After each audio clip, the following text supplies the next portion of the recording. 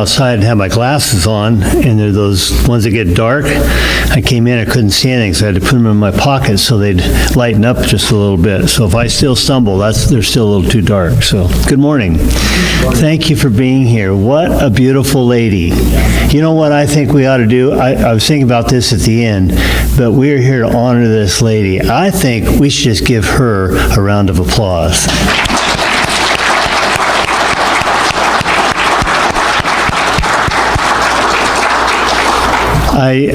Every time I saw her in the last few months as she would come to church, had that big smile, and she just always gracious, always had something encouraging to say to those that she spoke to. So thank you for being here today as we do honor Mary Ann, a wonderful woman. You know, she loved Jesus. That's not a surprise to anybody, is it? She loved Jesus. She spoke of that love often. As I said a moment ago, her humble and her gentle spirit was just a blessing and a joy to be around. Her and John were well known here in Emmett for a long time, for decades, and they were such a critical part of this community. They did so much for it and reached in way beyond just a business. This was a home and a family town to them. There's a great example of a Bible verse that I'd like to share with you along that line. It comes out of John 13:35. Everyone will know that you are my disciples by the love you have one for another. And she had that love. We all that.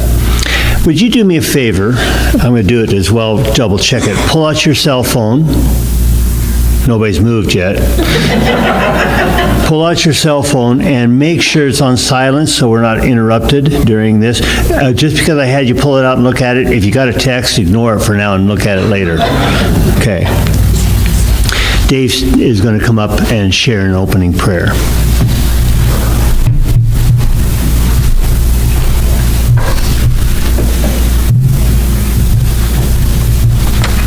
I'm going to do something I've never done in public before, and that's to read a prayer. I've always been spontaneous in my prayer life, but I felt like it was fitting today to read this prayer, so I'm going to read it.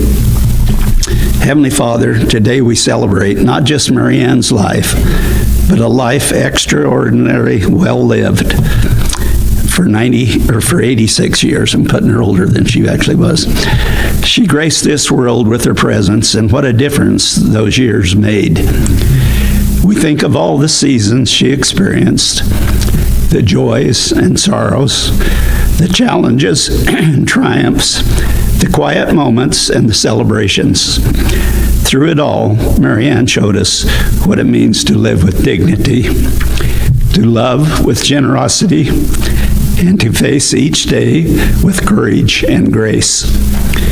She was a witness to decades of change in our world, yet remained constant in her values and steadfast in her relationships. We're grateful for the wisdom she shared, the stories she told, and the example set for younger generations. Her long life was a gift not just to her family, but to all of us who had the privilege of knowing her. Today we thank you for the meals shared, the conversations enjoyed, the laughter exchanged, and the love multiplied through her presence in our lives. We know that she has now entered into eternal rest that awaits all who trust in you. Comfort us in our grief, but also fill us with gratitude for a life so richly lived and so deeply cherished. Help us follow her example of faithfulness, kindness, and love in the name of Jesus, who promises eternal life to all that who believe in him. Amen.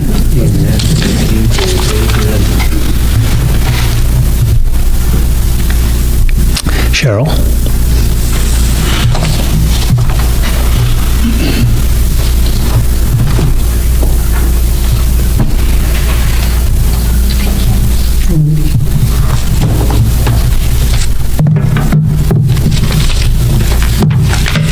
Marianne Cates, age 86 of Emmett, Idaho, passed away peacefully at home on June 12, 2026. Marianne was born on February 9, 1940 in Sterling, Colorado, to Clay and Dorothy Stephens. She grew up a PK, a pastor's kid. She was her three brothers' favorite sister. Okay, they're only one, but still. They moved to different states to pastor churches. In 1957, they moved to Emmett, and she never left. She married her best friend John on July 10, 1958. They both lived in Emmett the rest of their lives. They worked together every day and eventually owned the local NAPA store. She gave birth to her two perfect children, Cheryl Lee and John Stephen. They were raised with love and happiness. Her main loves were her God, her husband, her children, and her grandsons, and the kitty, Princess Sterling Buttercup. Oh, and Susan's famous baked beans. Her interests included crafts of any kind, but mainly crocheting and quilting.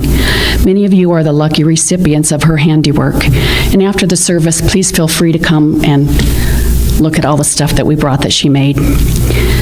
She is survived by her daughter Cheryl Ginsburg and husband Brad, son John Cates and wife Debbie of Oracle, Arizona, grandson Kyle Carroll and wife Jamie of Nampa, Idaho, grandson Connor Carroll and wife Drita of Warren, Michigan, her two great-grands, Zoe Lyon, age 9, and Jackson Phoenix, age 7, her brother Jim Stevens and wife Lois of Nampa, brother Dave Stevens and wife Ronnie of Caldwell, and numerous nieces and nephews. She was preceded in death by her beloved husband John, her brother Don Stevens and wife Ruth, and their son John Clay. And I want to share one more thing, the wisdom and words of Winnie the Pooh. Pooh, said Piglet quietly, do you ever think about the ones who aren't sitting beside us, but still feel close anyway? Pooh nodded very slowly. Yes, Piglet, I think about them often, especially about my mother. She may not always be here with me, but I feel her in every good thing I try to do. When I am kind, it is because she taught me kindness. When I am brave, it is because she once told me I could be. And when I feel small and a bit lost, I remember that she always made me believe I was enough. Piglet sat down beside him on the bench. So even if she isn't here, she still is? Pooh gave a little smile. Exactly, Piglet. Mothers are like that. They don't stop being part of your story, even when they're not in the middle of it anymore. They're in the way you see the world, in the way you hold on to hope, and in the way you keep going when days feel heavy. Piglet sighed softly, a happy sort of sigh. That sounds like love that never ends. And Pooh, still looking at the little picture in his paws, whispered, yes, Piglet, that's what mothers are, love that never ends.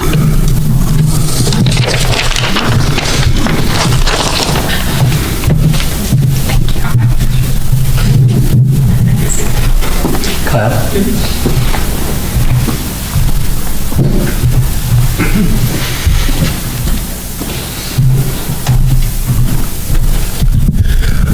Before I sing, I'll read something too. And it's from J.R.R. Tolkien in The Lord of the Rings. And Pippin, and this is before they go out to battle, he says, I didn't think it would end this way. And Gandalf says, end? No, the journey doesn't end here. Death is just another path, one that we all must take. The grain-ray curtain of this world rolls back, and all turns to silver glass. And then you see it. White shores. And beyond, a far green country under a swift sunrise. And Pippin says, well, that's not so bad. And Gandalf says, no, it isn't.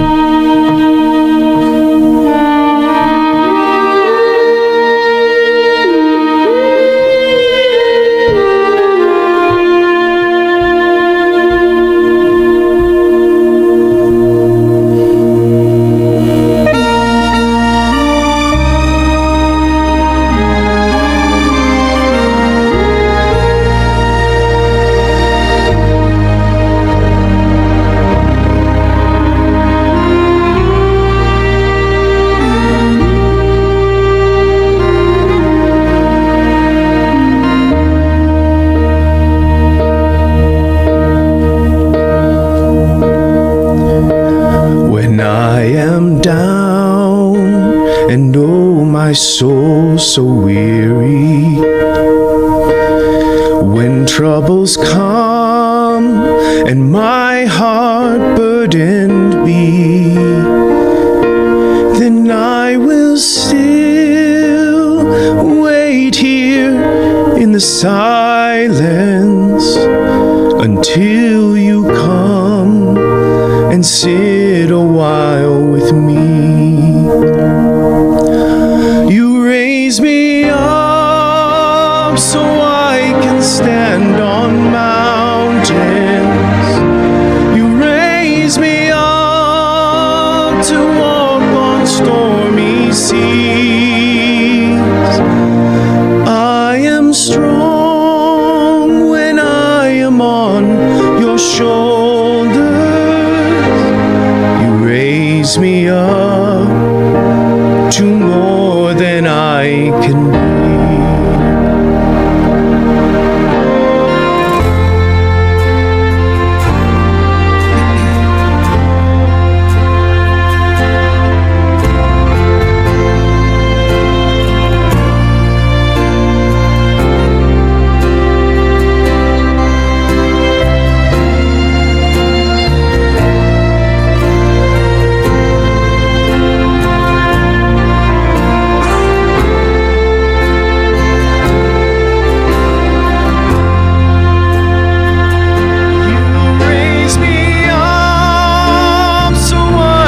Stand on mountains.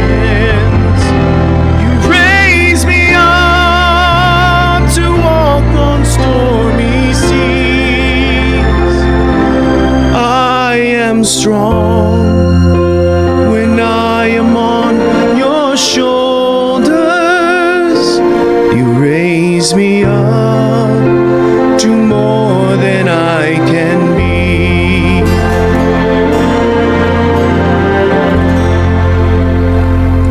You raise me up so I can stand on mountains. You raise me up to walk on stormy seas. I am strong when I am on your shoulders. You raise me up to more than I can. You raise me up so I can stand on mountains. You raise me up to walk on stormy seas. I am strong when I am on your shoulders. You raise me up to more than I can be.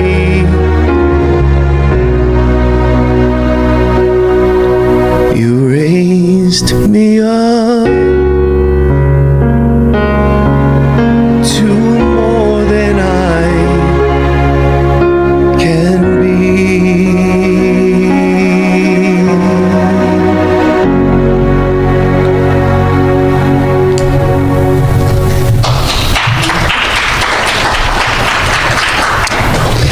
Now we're going to give you an opportunity to share those times when Mary Ann raised you up and made you more than you could be. I have a wireless mic, and I can come around to you whenever you're ready. Just raise your hand. You don't have to come up here. If you want to come up here in front of everybody, you're more than welcome, but I can come to you. I was trying to get someone to prime the pump and be the first one, and I'd like to start with family opportunities first. So any family members in the first 3 rows here that want to share something? Going once? There we go. Good.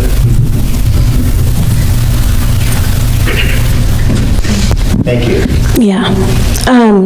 Don Stevens was my grandpa, so Aunt Mary was my great aunt, and she was a great aunt. I remember, I don't know, when we were kids, everybody had grandkids and great-grandkids, and so there was all, everybody had presents to their own, but I remember Aunt Mary giving us gifts. especially sometimes, my sister and I. And we were looking at the Barbie up there, and I have a doll somewhere. She's in a teal dress, beautiful, probably 1920s style, I think. And she's got fiery red hair. I loved that doll. It was so fancy, and I didn't really play with it. I mostly looked at it because it was just beautiful. But I remember that. She made a quilt for my son, my oldest son, and by the time my second son came, she was no longer able to quilt, and she told me she was sorry. I said, no, don't be sorry. It's so amazing. You've shared this with us for so long. Both she and my uncle were a huge part of my life, especially, I don't know, as a teenager, a young adult. I spent a lot of time with them. And my husband has to work today, but he made a point when I told him my Uncle John died several years ago. He said how much he had meant to him because we don't have the best history, but we have had a good last 15 years together. And my family was not sure about him when we got back together. And my Uncle John, he said he was so open and he just treated me like a person, not like somebody who was somehow threatening their little girl. And he said that again when I let him know my Aunt Mary died. He said, I'm so sorry. He said, your Aunt Mary and your Uncle John, they were the people who really took me in. They really made me feel at home when nobody else was sure about me. And that's what he's remembered about them so much, is just how open they were and how loving they were and how they just accepted him for him. And I think that was kind of who they were. They just took you in and they loved you no matter what you had done or where you had been or where life took you. You were welcome at Aunt Mary and Uncle John's house. Thank you. I'm sure she felt the same way about you, sweetheart. Anyone else in the family? For the pictures, if that's all right. We're live streaming, so I have to have you hold that. There's a couple of photos on the table that probably don't make a lot of sense. And I will struggle getting through this. I think this one feels worse because, 10 years ago was Dad, and it feels more final now. So I'm having trouble finding joy today, but maybe these will help a little. I'm pleased that probably even after Dad died, I wasn't just a son with a mom. We became friends. And we could joke as friends. The silly picture of Mom in front of a bunch of beer. If you grew up with my mom or my mom's family, and you knew my grandpa especially, you'll know it was a very good Christian family with beliefs that they all stuck to. And I always, separate topic, I always admired that, because whether a person believes the Bible or not, that family and my mom lived it, whether they were being seen or not. I always admired that. Having said that, no beer, no alcohol. That was absolutely forbidden, respectfully, and Sherry and I were brought up under that unwavering rule. So as time evolved, she learned a turkey recipe that required a beer basting.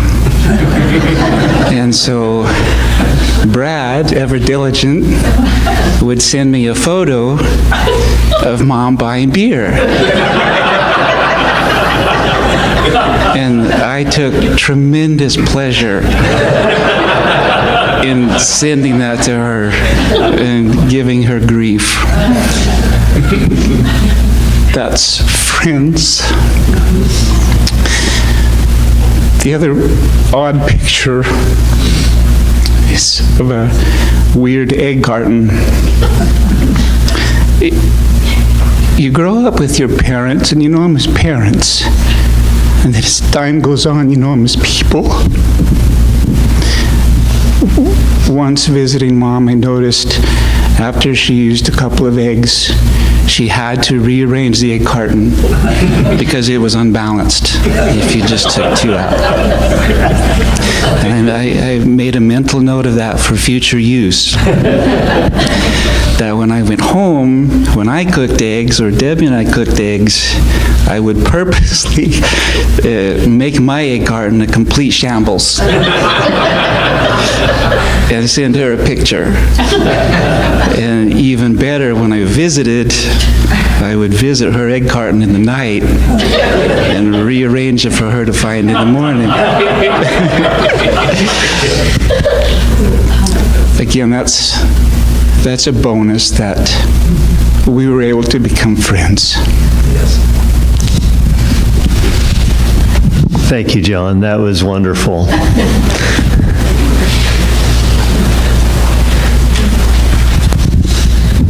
To go off Johnny's story, the first time I ever came to the house and opened the fridge, and there was it wasn't just a can of beer, it was a big beer. And I had to go to Grandma and wonder what had befallen her, that she had started drinking, and she hadn't. She was very concerned that I believed her that she wasn't drinking the beer, she was cooking with the beer, so. But you see all these beautiful things that my grandmother made.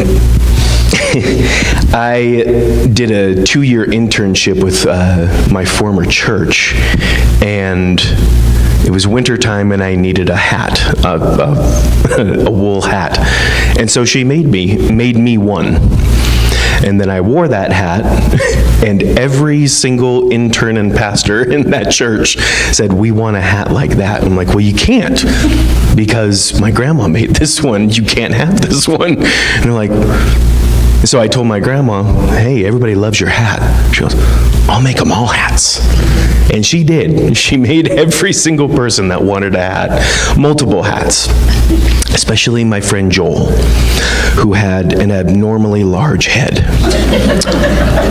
And one day, I told her, I was like, "Joel has a hard time finding hats that fit his head." And so my grandma came on a Sunday morning with a tape measure and measured his head and made a custom-fitted hat just for Joel's head. And that's who my grandma was. She didn't care how... It's a bummer, my eyes are sweating. She didn't care how long it took, and she didn't care how inconvenient it might look. She loved people more than anything else besides Jesus. And if she could make you feel loved, then her day was better. And I'm so grateful that my children grew up with a great grandma like my grandma. I'm sure there's lots more, Kyle, that you could say, so thank you.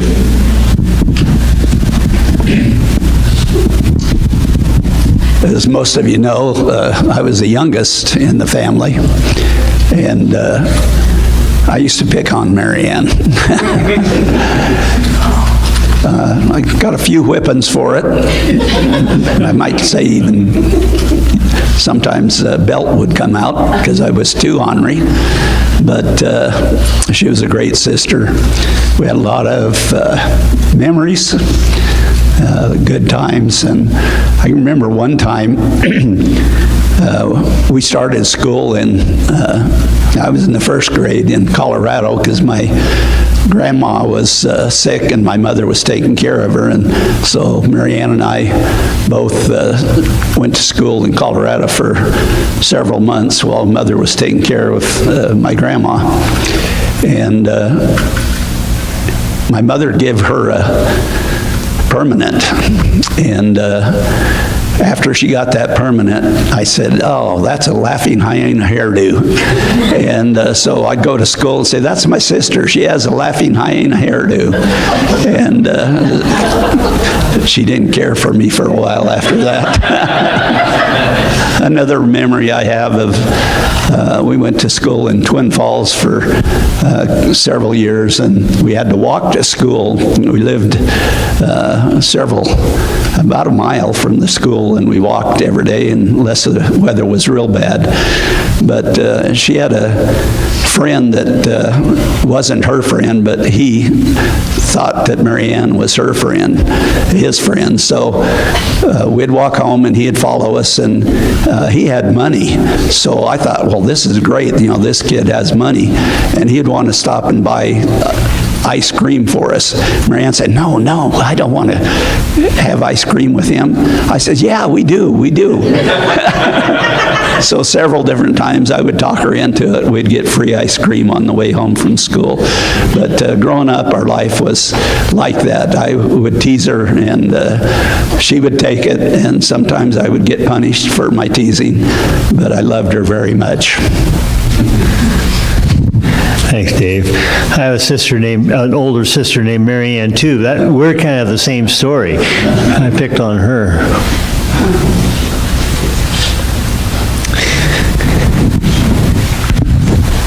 Hi, I'm a nephew, James. My dad is Jim Stephens, and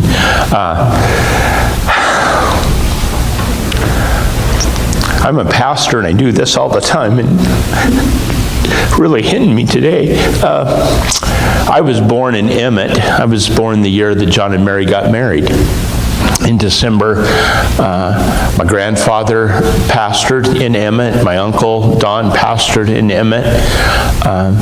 We moved around quite a bit. Don and Ruth moved around quite a bit. David and Ravana moved around quite a bit because of jobs and just different things. Grandma and Grandpa moved around because they were pastors. I know that it's John Cates and Mary Ann Cates, but this is like the Stephens town. John and Mary never moved, and this became like the focus place for holidays and different things when the cousins and family and Thanksgivings and Christmases, and we would come here, and it was just like, this is our town, you know, wherever we came from, because there was a stability here in this town because this is where John and Mary lived. And I was thinking about Cheryl and John so many times being in their home and them having to share their rooms and their toys and stuff, you know. And I was thinking, boy, we never really had to share it that much because you guys, we never had all of the family there, and it's like every time we went, they had to give up their room. They would, they had to share their toys and all of that. And I was just thinking of those times that, man, I could hardly wait. I can remember 3 houses that they lived in here in Emmett, but man, when you would go to John and Mary's house, oh my goodness, Mary's smile and the laughter and John's stories, and the Cates house was, man, it was fantastic. And I have such great memories of Mary Ann. And I was telling my wife that, I think that Mary Ann, part of that bond and just part of the love that we have for Mary Ann, we love our whole family, but she really reminded us of Grandma. She was gentle. She was loving. She included everybody. And I can remember the grandkids, and just it didn't seem to matter what was going on, and in the busyness of whether we were doing a picnic, whether it was a holiday meal or whatever, Mary Ann was always, doing something with the kids, and then of course all the crafts and all the different things that she was working on. And those of you that live in Emmett still, something left when you lost John and Mary, and I think you know that. But they went to their other home.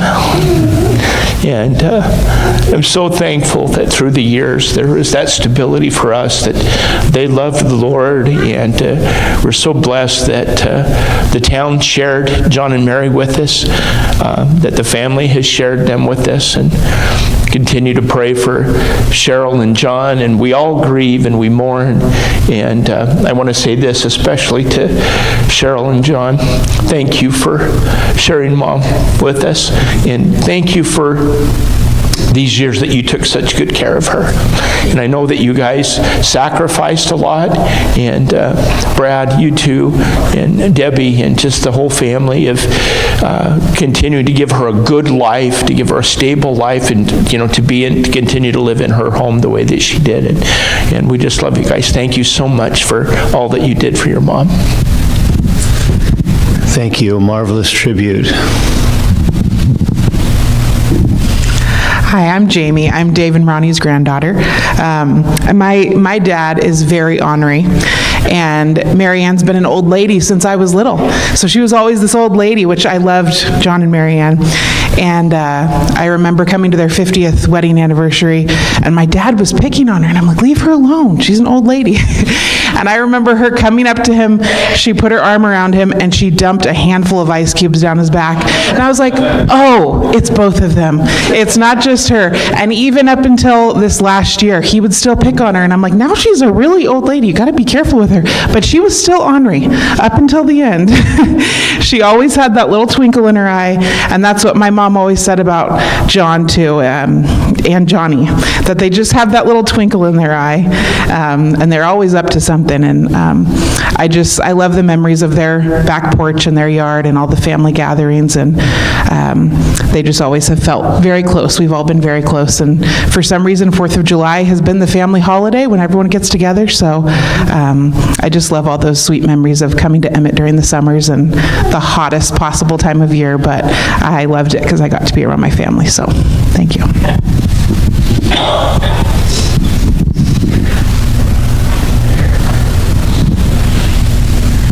Thank you, Bob. Step back right. My brother from another mother. We don't look quite the same anymore because Al still has hair, but John and Mary Ann were my second parents. I don't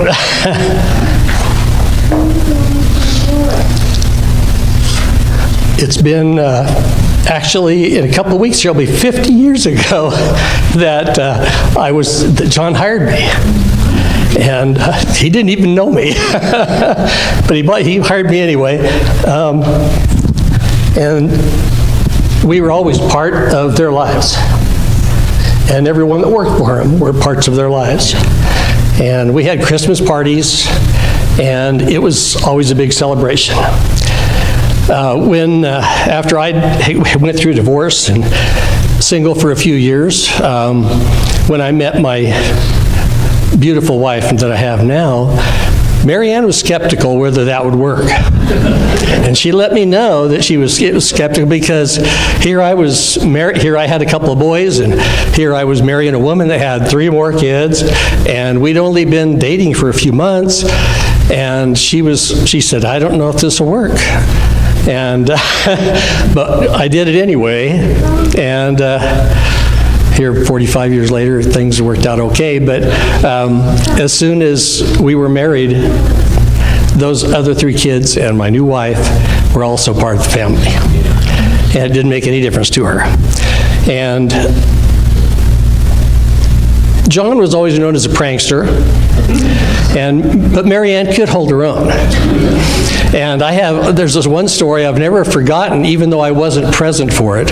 It actually happened before I started working for him, when the Mag's Auto Parts used to be on Main Street. And the office was kind of tucked back up above behind the counter. And there was some pegboard back there that they hung stuff on. And some of the guys had been kind of tormenting Mary Ann. And so she decided she would get even with somebody.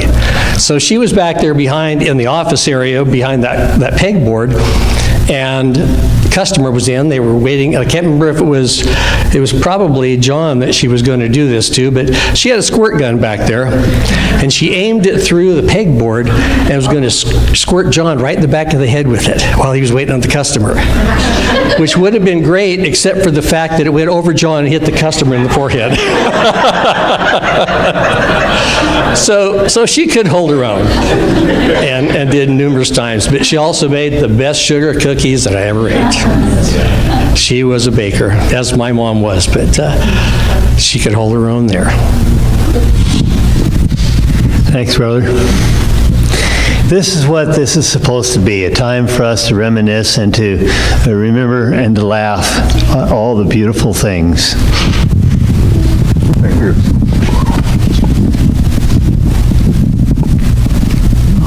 Well, I'm a Pearl Buster, and I'm going back about 75 years. I met John. He had well, it's hard to talk. Anyway, he had a paper out around town. That's where I met him, 13 years old. We became real good friends. Went through, well, for me, the first 2 years of high school, like most kids then, they had to have their car. So I had bought a 46 Ford convertible. And I did get it paid for. The job played out. My school was been going for 3 months. My dad said, "You're going to have to get a job." So I went and joined the Army. Ended up in France. I corresponded with John all those years. And got back home, met my future wife, which we were married for 64 years. And we bought a little house on the corner of Musser and 3rd Street. John and Mary Ann got married while I was in the Army. And when I got home, wife and I got married. We bought that little house, and John and Mary Ann lived about 4 houses down from us. We had a lot of good dinners there. But John and I, we hunted all over the valley, deer hunting, fishing, chucker hunting. Oh, we had a blast. But sure hate to see John go, and Mary Ann too. They've been good friends my whole life. It's been a pleasure to have that friendship for the many years. Thank you.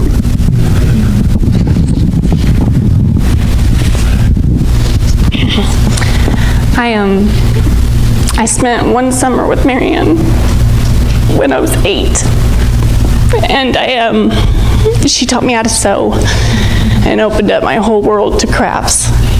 And 25 years later, that's still my whole world, and it absolutely drives my husband insane. And it's been kind of a little running joke in our house. I always say, "Don't thank me, thank Mary Ann." And we're getting ready to go on a trip, and so there's a lot of chaos, kind of running around, packing for the kids, getting ready.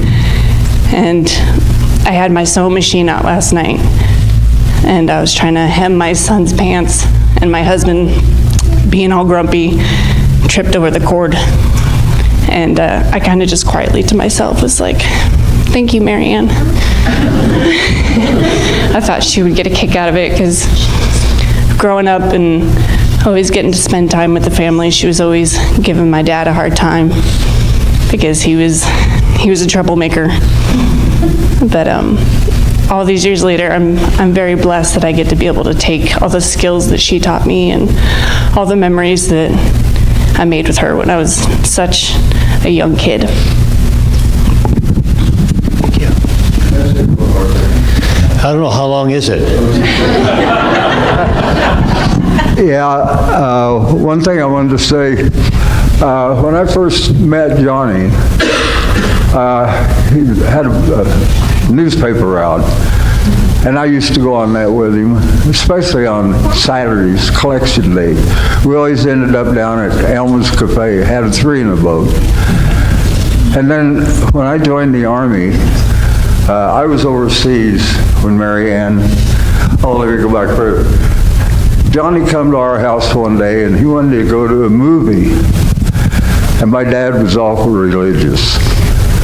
And he made a deal with Dad. If he can go to a movie with me, I'll start going to Sunday school. Well, that started it. And we got a new preacher about that time, which was Marianne's dad. And that's always felt like I had a lot of them getting together. But it's been a good life. Thank you.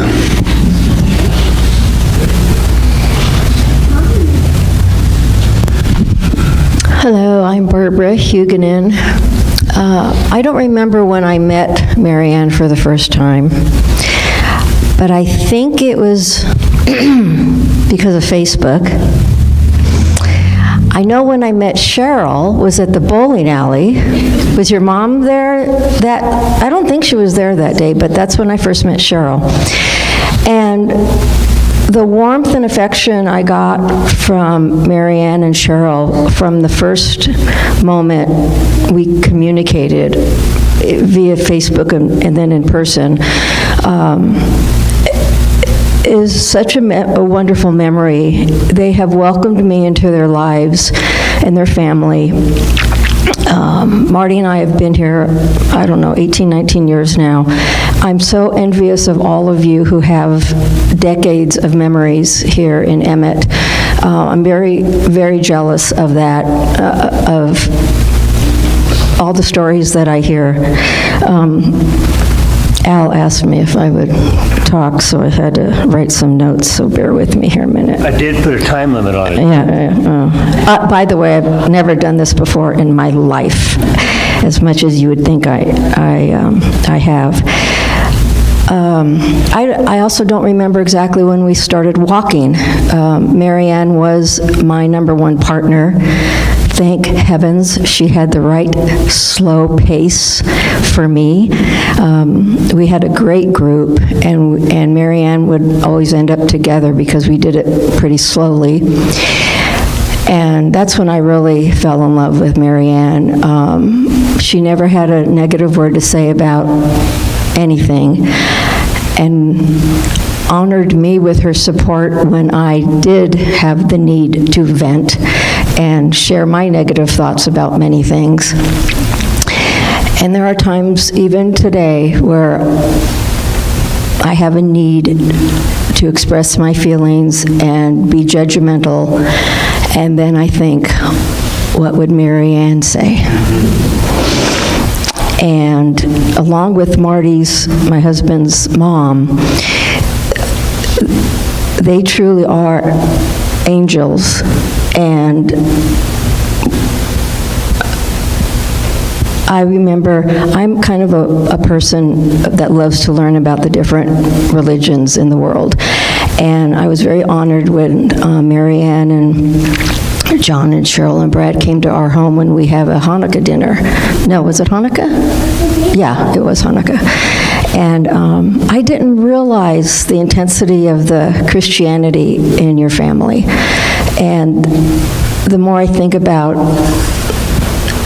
your being a part of our lives, even though I don't come from a religious background at all, I still love the traditions that we were brought up with. And I thank you very much for your entire family for accepting our invitation to come to our home.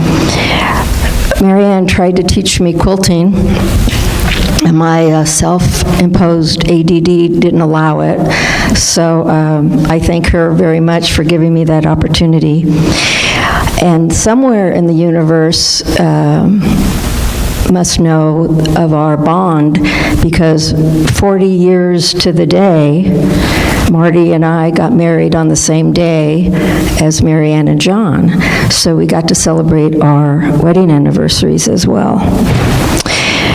I was very honored that Cheryl gave me the opportunity to see Marianne several days before her passing, and I selfishly had a need to kiss her cheek. And I had a hunch that Cheryl would have preferred had I not been there. And I apologize if I imposed on you at all.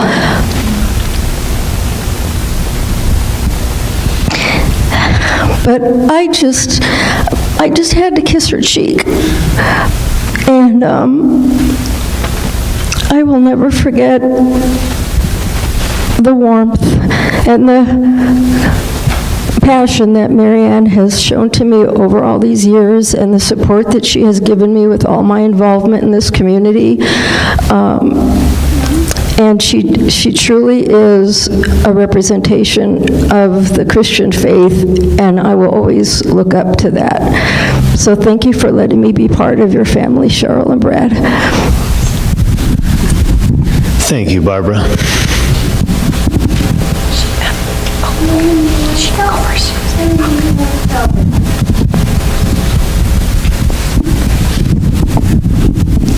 I need to come up front so the family I can look at you. I am Gail Crownover, and we were John and Mary Ann's pastors for 6.5 years, beginning way back when the kids were little. But I'll never forget the first Sunday that we were here in Emmett as pastors. John and Mary Ann invited us over to their house for dinner. And Mary Ann, being the prankster that she is, she asked me how my husband would take teasing. And I said, oh, he likes to dish it out too. And so she made some iced tea, but with his iced tea, instead of putting iced tea, she put olive juice and watered it down so it kind of looked like iced tea. And then we started eating, and she waited and waited for him to take a sip of that tea. And finally, she couldn't stand it anymore. After he'd taken a sip, he didn't say anything. And she couldn't take it anymore, so she finally said, how do you like your tea? And she started laughing, and he said, well, I must tell you, that's probably the worst tasting iced tea I've ever drank. And then she started laughing and told him what she did. Well, from then on, it was tit for tat with both of them. They were constantly playing pranks on each other, having water fights with water hoses, 2 or 3 o'clock in the morning around the neighborhood, around their house, because we'd go over to their house and play rook. And I never played that. I don't know how many here ever have, but we'd play rook, and then before we'd go home, they'd go out and have their water fight, chasing each other around the house, yelling and hollering, and I'm sure the neighbors wondered what was going on.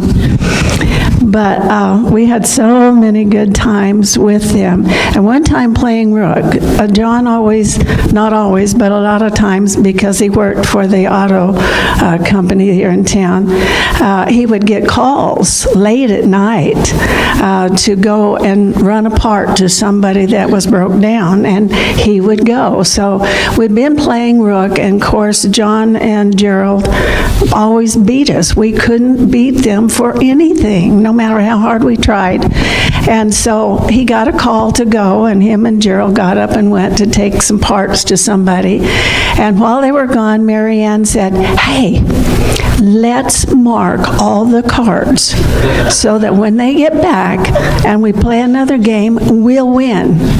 I said, okay. So she marked all the cards, but they were gone so long that by the time they got back and we started playing another game, we couldn't remember how they were marked. And so they still won. And so we had a lot of fun times going chucker hunting together, and that old International Jeep that he had with no top on it, Mary Ann and I always had to sit in the back. Well, by the time we'd get back home, we were just black with dirt. All you could see is our white teeth shining. But we had so much fun doing that. Mary Ann taught me how to play an accordion. One of the ladies in the church had given us an accordion, Sister Halfelfinger, I don't know if you remember her. She'd given me an accordion, and she said, I want you to play it. And I said, I don't know how to play an accordion. Well, Mary Ann did. And so Mary Ann would have me come over to the house, and she'd sit on the couch and put me in a chair across from her, and she would play and tell me to watch her fingers. And so that's how I learned to play an accordion. I'm not good at it like she was, but then my husband, she played the piano at church, and so my husband would make me get the accordion out and try to play in the service, and I said, I don't know how to play this thing. But I learned how by watching Mary Ann.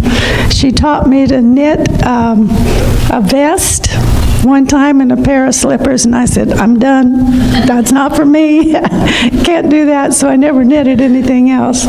But many, many, many great memories with John and Mary Ann over the years.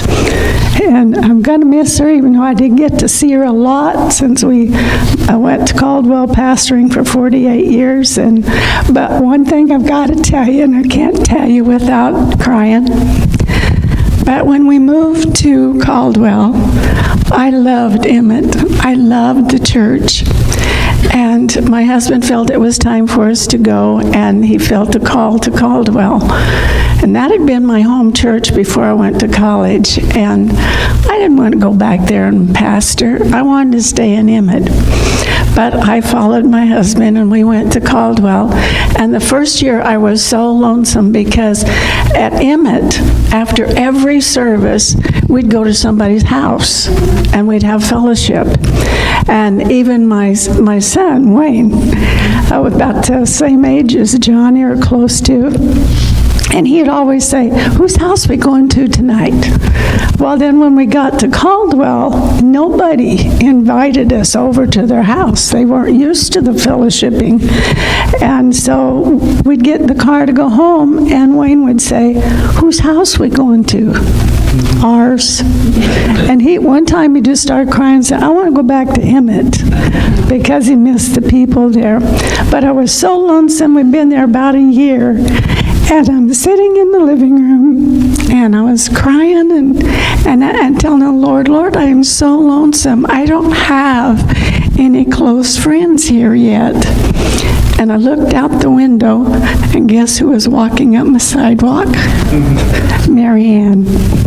And I was so thrilled to see her, because I just felt like God had sent her that day to come and share her friendship with me. So we have many, many good memories. I loved her a lot. I love all of you guys.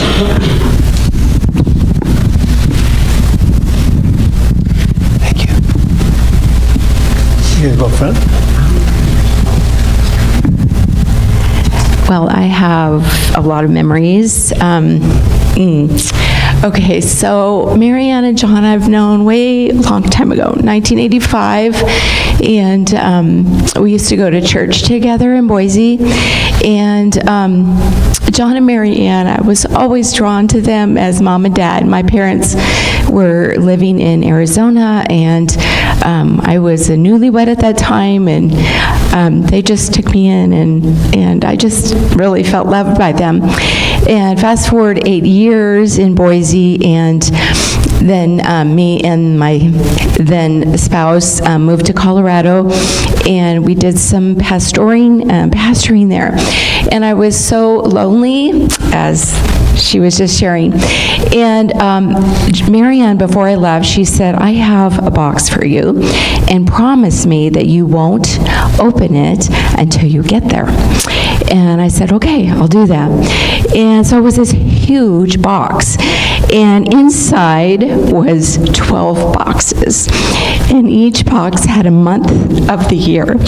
And I was to open one box each month from Mary Ann, and it just meant so much to me because it was home, and it was such a comfort, and they were just precious. And then I moved back, and I had adopted 2 kiddos, and we didn't have a grandpa here. And we asked John and Mary Ann if they would be grandma and grandpa to our kiddos, and they said yes, and they just jumped in and loved our kids like their own. And I'm so grateful to Johnny and Cheryl that you shared your mom and dad with me and our family. And Mary Ann made quilts for my kiddos, and so special. She made me a Christmas wall hanging quilted that I just put out every year. I love it. And she has just been such a special part of my life, and she's supported me when I went through a divorce. And I just seen her in May, and Cheryl, I came when she wasn't doing well, and I'm in Boise. And so she has just been so precious to me, and John both. John was just a dad to me. So I think that's everything I had on here. Yes. So I love you guys. Thank you. Anyone else?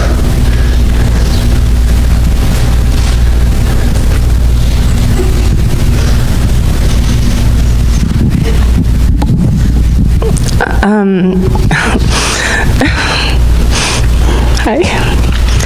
The first time I met Marianne was with John, and that was many years ago. And they came to one of my art classes, and they did it together. And it took me like 5 minutes to figure out that I loved these people because of the way they treated each other. They flirted, and they laughed, and they giggled, and he would like push up against her, and she would push up against him, and we were doing this really convoluted abstract clay thing on top of a balloon, and they would just giggle, and I only spent 3 hours with them together, and I remember thinking that this is one of those times in your life where, you know, when you feel like God has put you somewhere to witness something beautiful and you need to pay attention. That's what I felt like when I was with them that day. And I'm still so grateful that I got to see that and I got to witness that in people. And I'm so glad they're together again. That's all. Thanks, Marta. Anyone else? You want to talk? We know we're going to ball, so. That's all right. We're sitting here saying, are you going to talk? No, I can't do it. Are you going to talk? Talk. We decided we would talk. She's making me. No, Dave and I loved Marianne and John with all of our hearts. And Marianne, we got a chance to travel to the desert for about 5 years. And we would kidnap Marianne and bring her to the desert for a month at a time. And she absolutely loved it. She loved all the time the kidding. She did that to David all the time. She really would get him, but he would get her back too. So it was mutual. One time we were on a side-by-side ride with a big group of people, and she was with David, and he took her down this very steep hill. Well, I told my friends, I want to be down at the bottom so I can video her coming down because she's going to be screaming. She didn't make one sound. I said, weren't you afraid?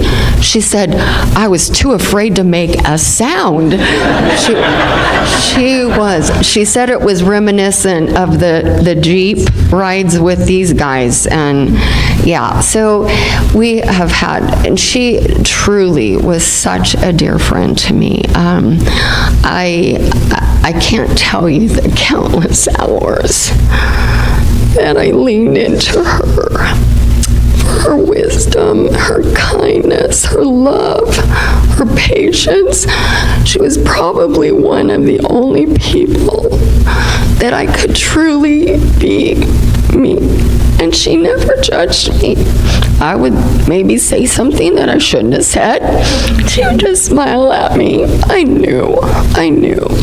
But she was such a gift to me. She did try to teach me to quilt too. I'm not sure I have ADD, but it was not my joy. But I loved getting the quilts from her, and I have some beautiful ones cherished. So I'm so grateful to, again, I know a lot of us have said, we are so appreciative that Johnny and Cheryl shared their parents and their home and all of the beauty that we got to experience from their love. Yeah. You said we. I did. I said we. I'm the latecomer to the party, and I'm the biggest troublemaker. Cheryl is my soul sister. Johnny's a pain, but I love him. He's done some pretty mean things to me, but I think it was pretty great too. It just meant he loved me, whether he wanted to admit it or not. I didn't come from a big family like you all. And just being here part of this and looking at all of you and your faces and how much I love each one of you, it's just meant so much to me. And like Barbara, I'm jealous of all the years that all these people have had all this. But you know what? I think, Cheryl, when did we get to know each other? About 2007, I think. So it's been about, what, 19 years? Oh my God, what a gift. What a gift. And I loved Mom like myself. And you said she didn't judge you. She judged me.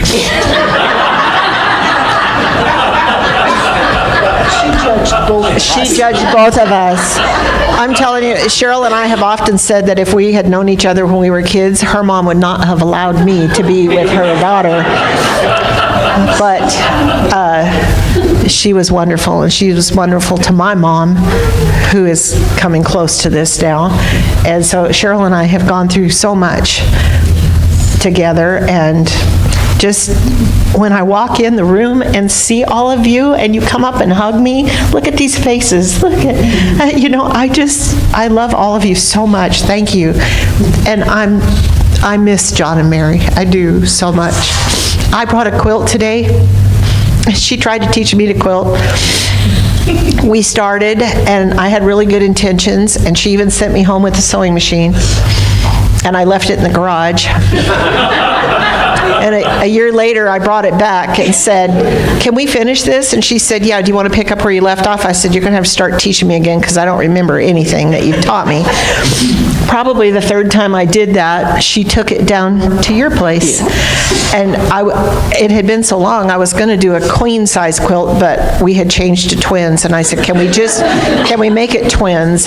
And she said, yeah. So she said, I'm going down to Arizona. You want me to take it with me and finish it? And I said, oh yeah, please. And so on the corner tag, it says Susan, Mary Ann, and Ronnie, who took it and finished the quilting and the piping on it. And those two little quilts mean the world to me. She gave me bigger, beautiful ones, but those we did together, and she gave me such a hard time over that. Anyway, I love them, and I love this family, and I'm so glad to be here. I mean, not today especially, but you know what I mean. I told you, troublemaker. Are you sure you want to? Are you sure you want to give it up? This has been wonderful. Anyone else?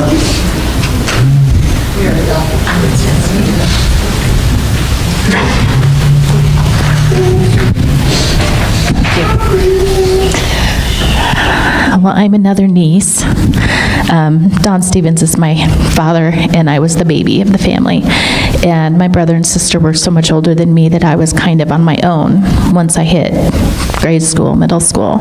So we lived on 4th and Johns, 404 South Johns. It's a hideous yellow now. I don't know what they were thinking. But anyway, I had to go take a picture. There's my house. No, that's not my house. Okay, anyway. But we were about a block and a half from Aunt Mary and Uncle John. So I was always there. I think I was there more than I was at my own house because my house was boring. They had so much fun stuff over there. So Aunt Mary really became a second mom to me, and I just really appreciate her. I worked in the auto parts store too for a summer or two. That was exciting. But she just always would watch out for me and be fine for me to, oh, Karen's here again. Oh, okay, well, here she's here. So, but I just appreciated having all that time and just being, Susan, I love our family too. It's like we're just, I don't know, we just love each other, and I think it's a testament to God that He just kept us all together. And just thank you so much, everybody, for coming and for loving them, because they're easy to love. And one little story that maybe you saw it on Facebook, but one year Dad was putting a new room on the top of our house, and so the house was open for a while, and he had this big 2x6 down to the ground up to the deck that was the new part, and so a field rat got in our house. And so I was in bed one night and I heard these little claws scrabbling on all the junk paper under my bed, and I actually had a cousin there. I thought it was Cheryl, but actually it was my other cousin Shauna from my mom's side, because she remembered. And so I go, there's something under my bed. I'm going to come over. I'm going to turn on the light and come over, because we were in the upstairs that was just a long room, and so we had beds on either side. And so I jumped out of bed and I ran and turned on the light and jumped on her bed, and then we see this rat about that big coming out. I'm like, ooh. And so then Dad had just put in a spiral wrought iron staircase, and it wasn't finished because he had to have plywood over the open side so no one would fall down, because he didn't have the rail. And so we see this rat and it goes hopping down the stairs, and we're like, and so I thought, well, I can't just let it be. So I waited a little bit, and then I ran downstairs and knocked on Dad's door. Dad, there's a rat.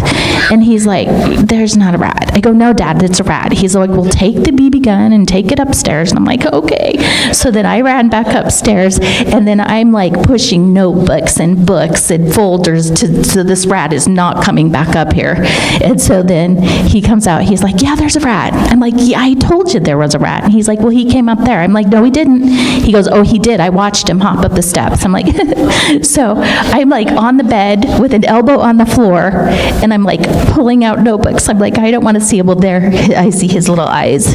And so I'm like, he's here. He's like, well, shoot him. You've got the gun. So I'm like, so I'm leaning over, and so I like shoot him a couple times, and then of course he does the death throes, and then he ends up, he shivers, and then he's like bong, bong, bong, bong down the stairs, and then Dad finished him off with the broom at the bottom. But that Christmas, then Aunt Mary, that was when we did the ceramics at the Cold Ceramics, and she always painted a lot. She painted this little mouse on a rocking chair, and she pushed in on the bottom, Merry Christmas, the Rat Slayer. And so Cheryl couldn't believe, or someone couldn't believe, I can't believe you still have that bank. I do, it's on my dresser.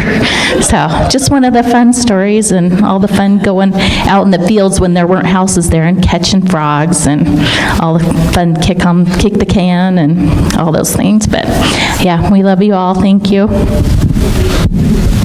Thank you. Anyone else? When I married my wife, I didn't know what kind of family I was married to. And I knew I was accepted into the family when they were living in Emmett.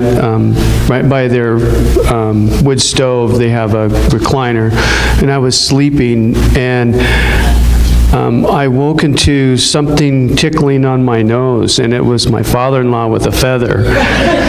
So that's when I knew I was accepted into the family. And the second thing I knew I was accepted into the whole family, when I came for vacation, my father-in-law said, well, you know, at the NAPA store, they had a water leak from the main line. He says, you want to just help out a little bit? And I didn't know how much digging I was going to do, you know, and there's my vacation, you know, but, you know, gladly, just because the way the family is. You know, I mean, it was a lot of digging, and then also trusting, because I was the one holding the star drill while my father-in-law was hitting it with a hammer.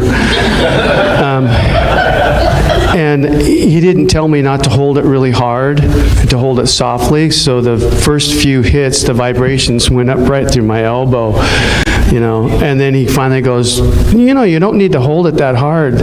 And I just going, I don't want to move it, because if I move, you're going to hit my hand and it's going to break. You know, but he was actually a good hammer. You know, he was good with a hammer. You know, but it's, you know, just looking back,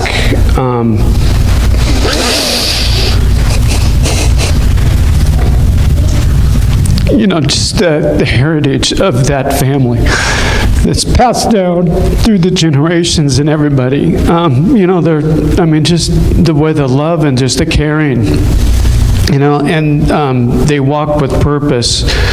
on this earth.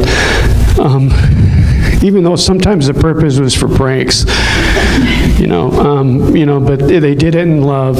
At least that's what they said. Thank you. Thanks to all of you.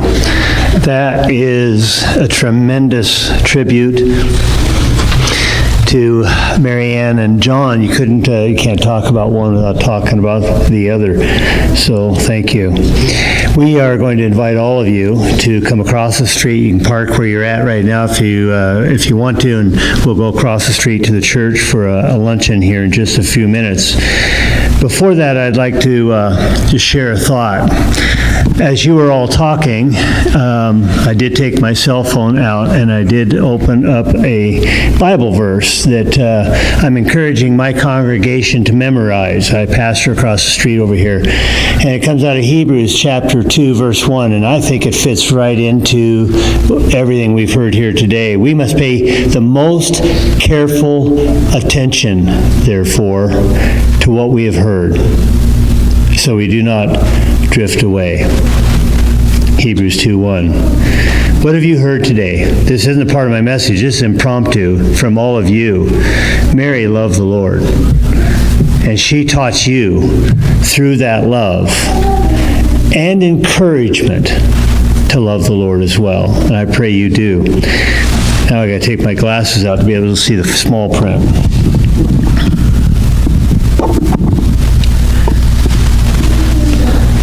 About a year ago, a lady in our church who lives across the street from Mary Ann and Brad and Cheryl, her name is Angela.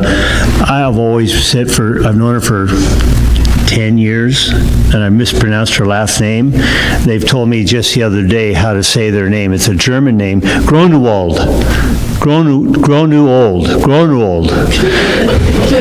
To me it was Grunwald, but Grunewald. Anyway, they began to bring Mary to church at Heritage Christian Church, and many of us, as I said earlier, who were longtime residents here in Emmett recognized her from the NAPA store with John. She was quiet. Oh. Thank you. She was quiet. She had a big smile, and the people loved to visit with her. She didn't move around as much as, when you're younger and you can motate and you go to them. They all had to come to her. So wasn't quite as many people as I think she would like to have had. A few weeks before she passed away, she was at St. Luke's Hospital, and I went over to visit with her. And up until this time, this has been 4 or 5 months, I didn't connect the dots to who she was, because she didn't look to me anything like she did when her and John were at NAPA. She didn't look at all like that. So when I got to St. Luke's and I began to visit with her, and she began to talk, and she struggled. It was hard. She was struggling a little bit, but she wanted to talk so bad, and I was captivated by her generous spirit. I asked if she knew Jesus as Lord. Yes! And it just became evident with a big smile on her face. I've known him for many years, she said. I didn't know all these stories you guys told at this time. I'm just barely connecting dots that she is from NAPA, let alone all the other things. But we began to talk, and this verse in John came out. It comes from John 13. I shared a little bit of it earlier. Jesus said, "Now the Son of Man is glorified, and God is glorified in him. If God is glorified in him, God will glorify the Son in himself, and will glorify him at once." A lot of glory going on there. "My children, I will be with you only a little longer." She brought this verse out. "My children, I will be with you only a little longer. You will look for me, and just as I told others," it says in the scripture, the Jews, "I tell you now, where I'm going, you cannot come. A new command I give you. This is what I heard you all say today."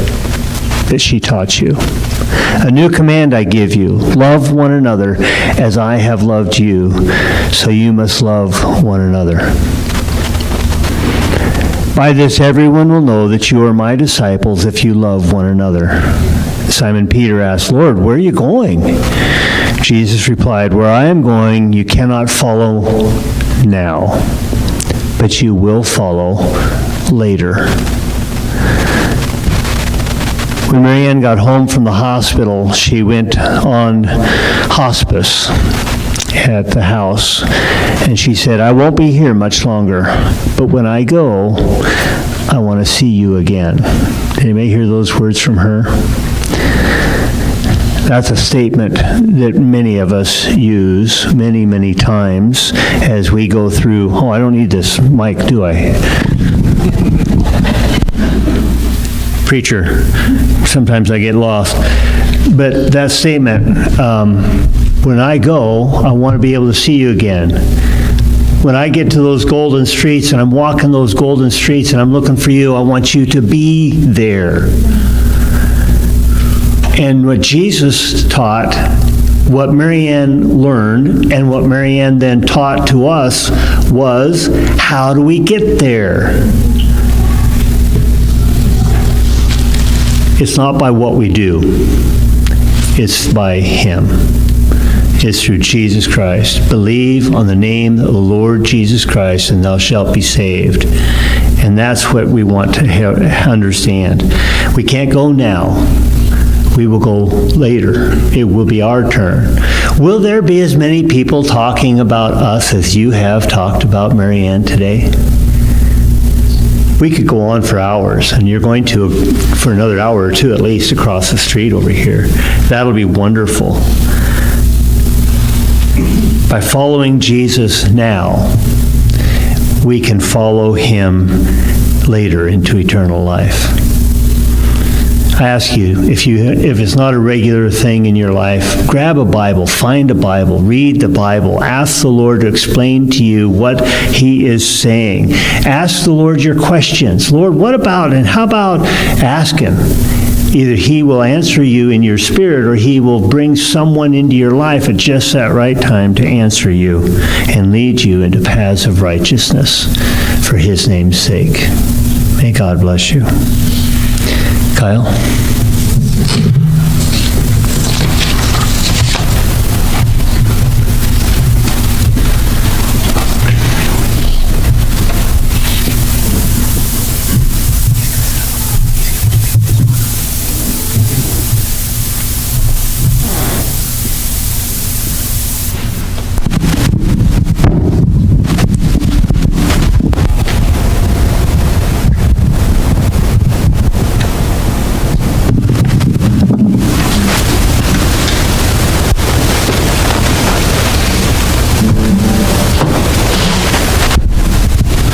That's my daughter. Her name's Zoe. And her name's Zoe. And when we told my mom and grandma that we were having Zoe, we did it in a really fun way. But I'll never forget, it's in the video that we took, and in the background she calls me, you little rascal. And I'll never forget. She was so, I think it took her a little bit longer to realize what was being shown to her, but it was a beautiful thing. And this song is called Shalom, and for those of you who don't know, that just means peace, and peace be with you. So if you're like me, it's not the funnest to be without somebody, but she's at perfect peace, and so is my grandfather. And I said this about my grandpa, and I'll say it about my grandma now too. There's days that I'm really jealous of my grandparents because they get to see Jesus every day. But most of the time I'm jealous of Jesus because he gets to see my grandparents every day.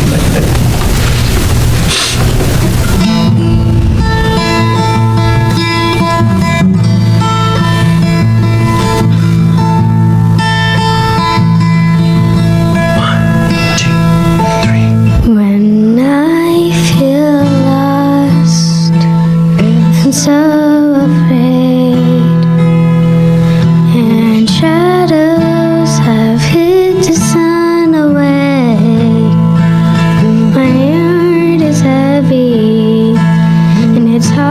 to pray. I remember what my mother used to say. Shalom, shalom,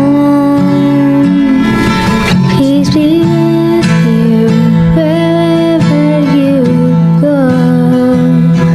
Shalom, shalom,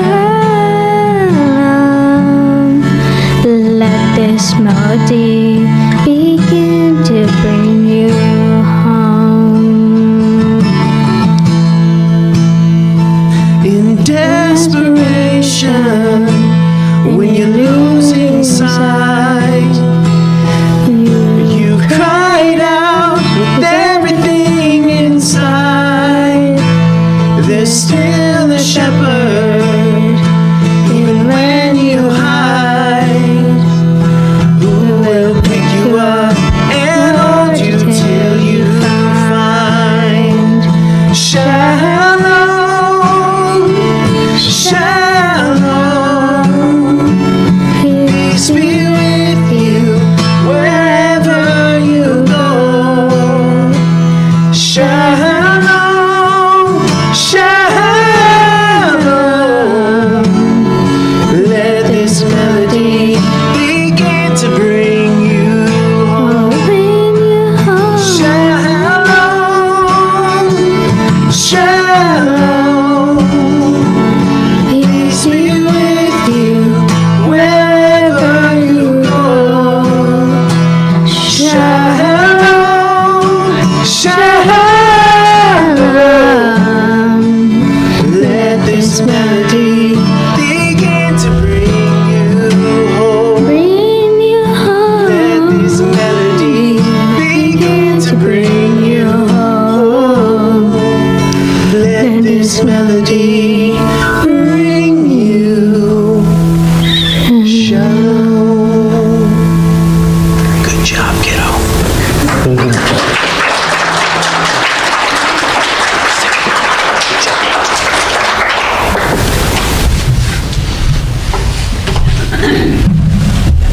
Kyle, you and your wife are doing a great job. What a sweetheart. Very good, Zoe. Thank you very much. And now, let's see, Jim, I think, is closing in prayer.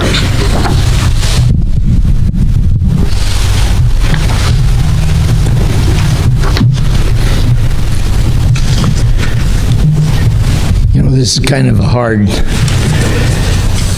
deal to follow. And, but I thank you for the honor of closing in prayer. I'd like to thank each one of you for coming. And most of all, I thank you for sharing. I learned something new this morning. I wondered why my sister thought I was her favorite brother. Well, my youngest brother, he was mean to her all the time, even got in trouble for it. And my older brother, he was probably mean to me. So anyway, it's a pleasure. I appreciate my family. Appreciate all of you coming. Let's just bow our heads and pray. Our Heavenly Father, our hearts ache with the sorrow of separation. The thought of living without Mary feels unbearable. Yet in the deep sadness, you give us that glorious promise, the hope of a heavenly reunion. We thank you that because of the victory of Jesus over the grave, this is not a final goodbye, but simply see you later. We hold to the truth that we will one day meet again on that beautiful shore where there are no more partings. Let this hope be an anchor for our souls, keeping us steady through the coming days. When we feel the pain of Marianne's absence, remind us of the joy of that future embrace.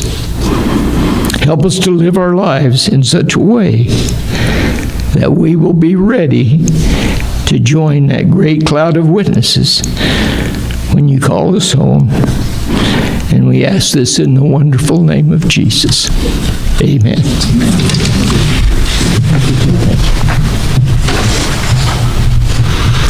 Thank you, Cheryl and Johnny, for inviting us all here today to share with you. We know it's not an easy day. As we are escaping here today, you're all, literally all of you, are welcome to come to the Heritage Christian Church. You can leave your car where it's at, just walk west down the alley, and it's right across the street, and have a lunch that's prepared for you. The ladies of the church have put that together, and you're all there, welcome to come. As you're ushered out today, we'd like you to remain seated until JC and Jeff usher you out, and we'd like to ask you to come up and take your time if you'd like and look at all of the things, the pictures and things. Make sure you find the one with the beer and think about that day. That was fun. But God bless you. God bless you very much.